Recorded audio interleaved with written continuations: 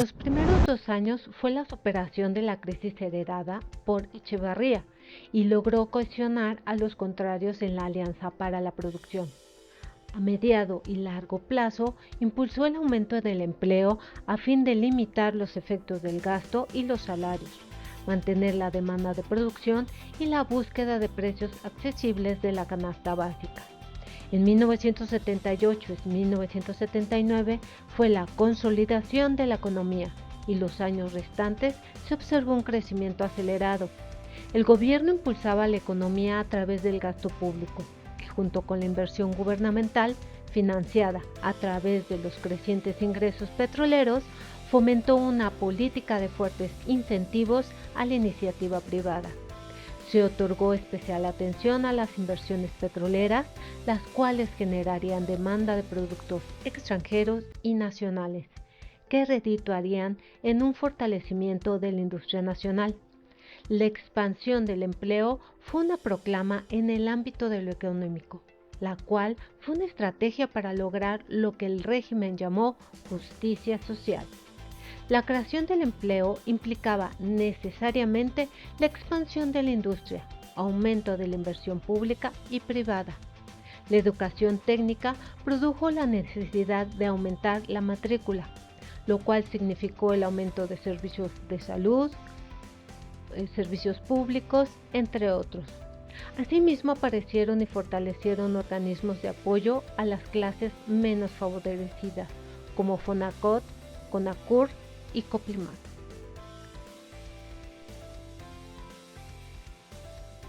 Debido a la pérdida de confianza en el gobierno, se buscó la reconciliación con muchos de los grupos a los que Echevarría se había enfrentado. Se estableció comunicación con los empresarios y negoció con ellos cuando se encontraba aún en campaña. Se observó la planificación y la búsqueda de la racionalidad administrativa y el control del gasto público. En las minorías políticas, sobre todo de izquierda, se les intentó conciliar con la reforma política, mientras que a la clase media se le apaciguó con un decidido ataque a la guerrilla y la lucha sin cuartel contra la corrupción. Entre las acciones emprendidas también fue acusar a los exministros de las Secretarías de Patrimonio Nacional y Comunicaciones y Transportes, al director de Altos Hornos de México y a los directores de los fideicomisos de Bahía de Banderas y Cumbres de Llano Verde, así como al presidente del Consejo de Administración, el exsecretario de la Reforma Agraria y el líder de la Cámara de Diputados. Removió de sus puestos a los titulares de Hacienda y de Programación y Presupuesto. López Portillo propuso 27 reformas constitucionales y fueron publicadas la Ley de Organización Política y Procesos Electorales, la Ley Orgánica de Administración Pública Federal y el reglamento de gran parte de la reforma administrativa, así como también la Ley de Responsabilidad de los Funcionarios y Empleados Públicos y otras disposiciones legales para regular el gasto y la deuda pública. También se reglamentó el actuar de las industrias paraestatales y se definió el ámbito de acción de algunas secretarías de Estado.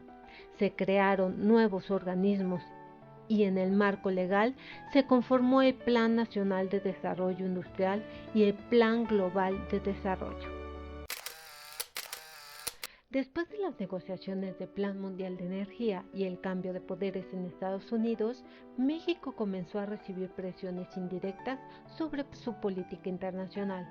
Fue excluido del grupo de países con preferencias en la importación de bienes y se le impuso aranceles a las exportaciones. También se le limitó a México su ingreso al gas.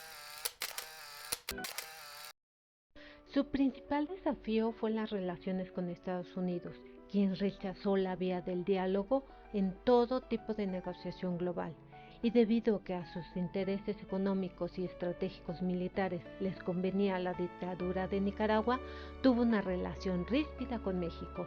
López Portillo optó por una diplomacia en favor del cambio en Nicaragua y cuando se observó una exitosa revolución, México apoyó al pueblo nicaragüense con ayuda económica, tecnológica, cultural y financiera.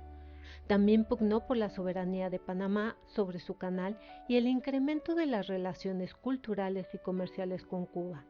México y Francia propusieron un plan de paz para la República de El Salvador, a lo cual Estados Unidos reaccionó acusando a México de inmiscuirse en asuntos internos de aquel país.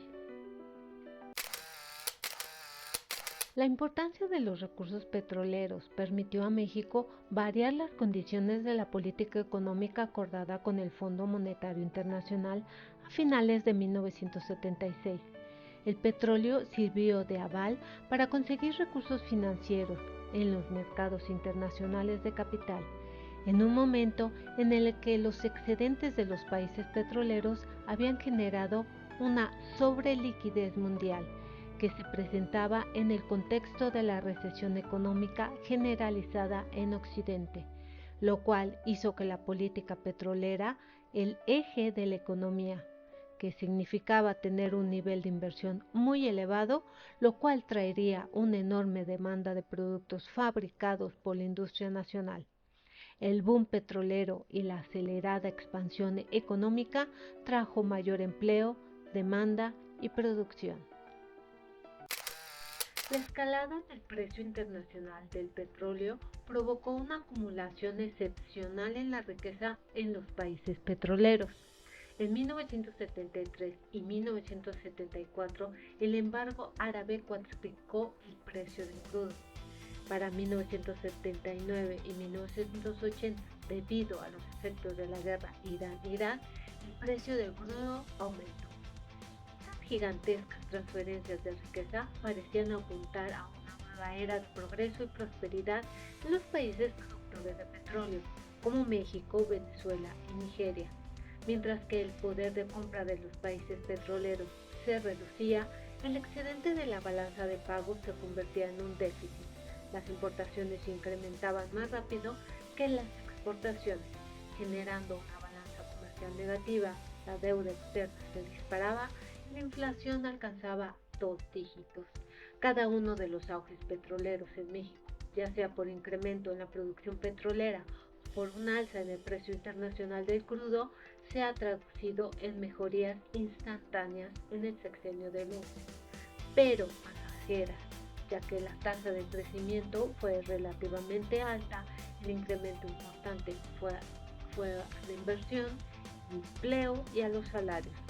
Pero la enorme riqueza petrolera generada durante los auges no se transformó en un crecimiento económico sostenible, ni en un mayor nivel de bienestar para la población. Por el contrario, los momentos de auge terminaron en crisis económicas y políticas. Defendamos nuestro peso. Esa es la estructura que conviene al país. Esa es la estructura a la que me he comprometido a defender como pueblo. Las enormes inversiones y el gasto público respondían a intereses privados, ya que este gasto se transformó en demanda, producción y empleo, representando claras ventajas en el desarrollo de la industria privada, permitiendo con esto enormes ganancias al sector privado. La industria privada consideró que la política económica del Estado y de López Portillo lo sometería a las tendencias del libre mercado. Lo que en realidad estaba en juego era la capacidad de dirección de la sociedad en su conjunto. La empresa privada, a falta de autonomía financiera, buscó fuentes de financiamiento y alianza con grandes transnacionales. El gasto público en el sector de servicios fue destinado a la inversión y con ello la inversión productiva aumentó, impulsando la expansión del empleo. El auge de la clase media ayudó a exacerbar los ánimos y diversos grupos sociales fueron organizándose al margen de la actividad política del partido oficial, el cual atravesaba por una crisis interna. Así adquirieron presencia nuevos partidos de izquierda, el Consejo Coordinador Empresarial, los sindicatos de trabajadores universitarios y de electricistas. Durante este sexenio se logró una sociedad más plural y democrática. Se amplió el acceso a las minorías y la participación política de nuevos partidos como el PSUM, PRT, PDM y PCT, estructuras que enriquecieron la vida política del país. Pareciera que la vida democrática del país avanzaba hacia una mayor institucionalidad, modificando la lucha política, aunque mermaba la expresión autónoma de los grupos independientes, pues la reforma política impulsó la institucionalización de estos grupos.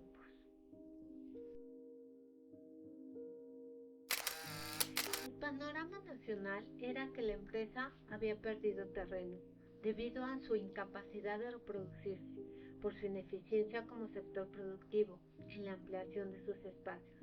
La empresa privada, industrial, social o financiera se opuso a toda posibilidad de planificación, aun cuando esto modernizara la economía. Parece ser que la nacionalización de la banca y el control generalizado de los cambios se dio en un ambiente de desesperación. La crisis económica y política se agudizaban constantemente. A unos cuantos meses del cambio de poder, la devaluación y los aumentos constantes de las tasas de interés en la moneda nacional, se observó la especulación y la fuga de capitales en niveles inusitados, por lo que las reservas del Banco de México fueron prácticamente inexistentes.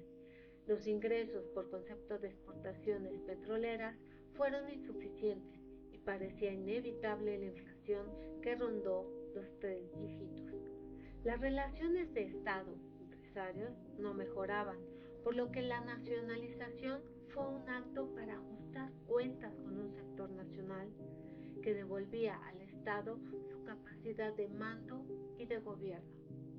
La nacionalización de la banca se decretó el 1 de septiembre de 1982 y se estableció el control generalizado de cambios, y el Estado se fortaleció en medio de la crisis, recuperando así su capacidad rectora frente a la sociedad. En el ámbito internacional, esta acción se interpretó como un paso más de México hacia el socialismo, principalmente de los periodistas de Estados Unidos.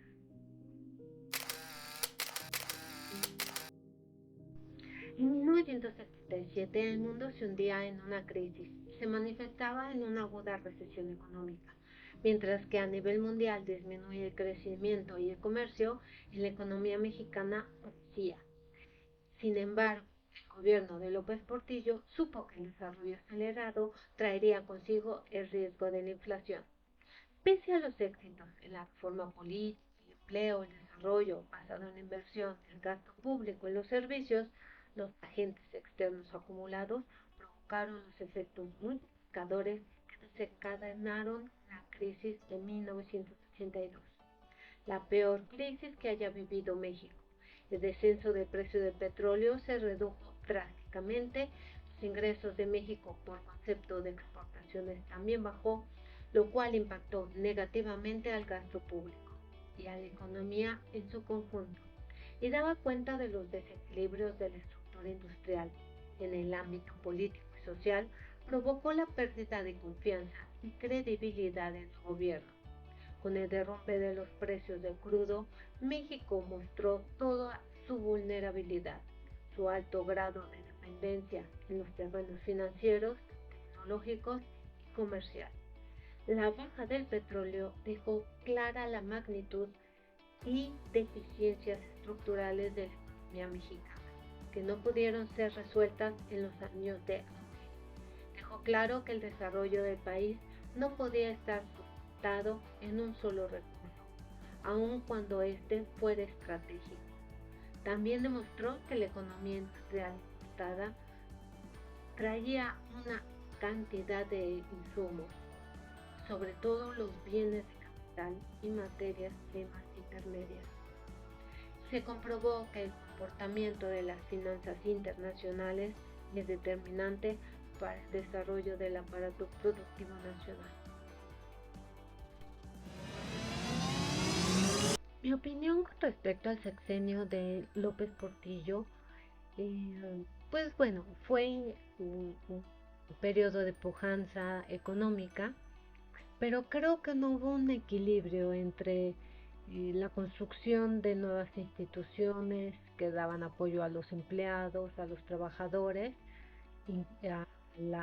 para robustecer a la administración pública y nuestra dependencia económica con Estados Unidos.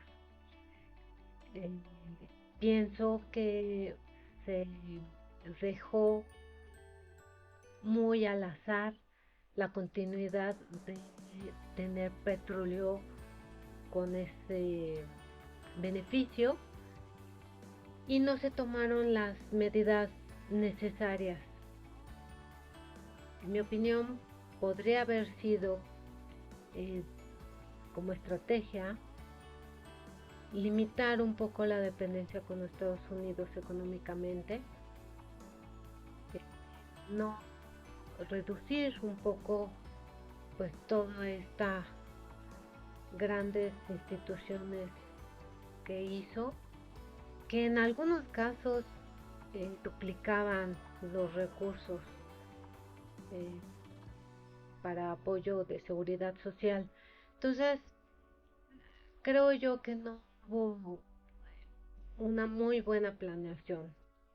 Hubieron buenas intenciones, algunas bastante buenas,